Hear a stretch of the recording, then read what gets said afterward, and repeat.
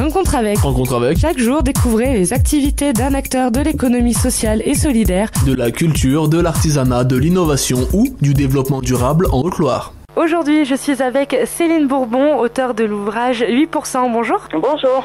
Vous êtes là aujourd'hui pour nous faire part de votre témoignage, de votre expérience. Alors, je vais vous laisser tout simplement nous expliquer votre histoire. Alors, tout simplement, je suis tombée dans l'alcool très jeune, à l'âge de 15 ans, suite à un viol.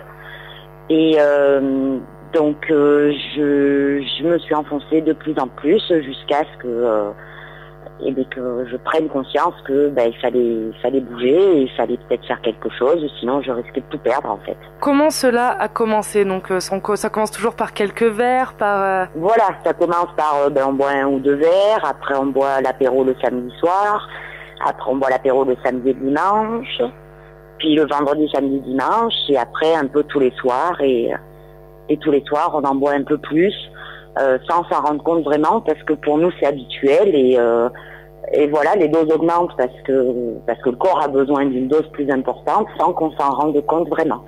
Et quand est-ce qu'on s'en rend compte réellement qu'on est alcoolique? Je sais pas. Après, toutes les personnes sont différentes, je pense. Moi, ça a été vraiment un déclic qui a dit là, c'est stop, faut arrêter vraiment les conneries.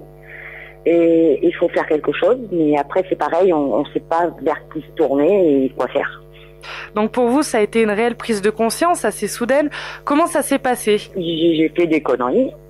Voilà, j'ai fait beaucoup de mal à mon entourage, à mon compagnon.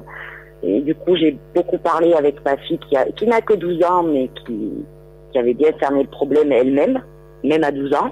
Et tout ça m'a fait prendre conscience qu'il fallait réagir. Ça doit être dur de s'avouer qu'on est dépendant d'une chose. C'est très dur. C'est très dur. Après, c'est vrai que j'ai un caractère qui est très... je vais pas dire fort, hein. Non, tout le monde me dit que j'ai un caractère de cochon. mais non, mais c'est vrai. Mais ce caractère fait que on ravale sa fierté et on se dit voilà, c'est maintenant ou jamais. Alors, c'est vous qui avez fait le premier pas pour vous sortir de cette dépendance. Vous avez passé 3 semaines en hospitalisation en service addictologique. Alors, comment ça s'est passé ces 3 semaines? Dur. Dur. C'est pas dur, c'est un peu compliqué à expliquer.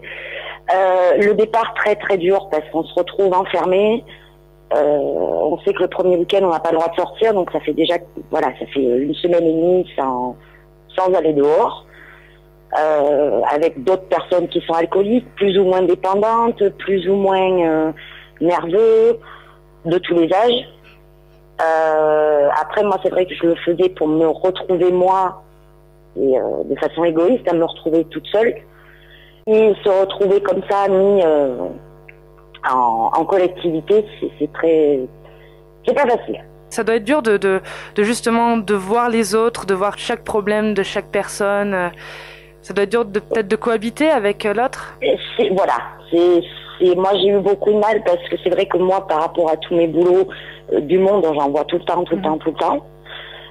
Et là j'avais vraiment pas envie de voir des gens.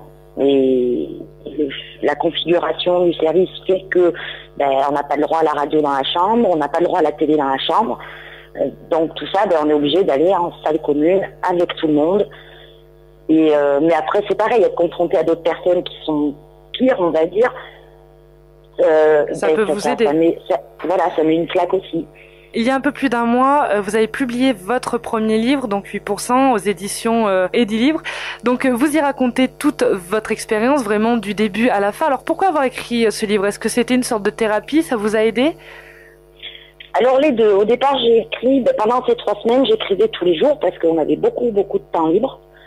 Et ça me permettait à moi de mettre des mots sur tout ce que je ressens, surtout ça. Ça m'a beaucoup aidé c'est pareil, d'aller voir un psy. Moi, c'était pas super mon truc, mais ça m'a permis de parler, de m'ouvrir, de mettre des mots sur vraiment tout ce qui m'arrivait à moi.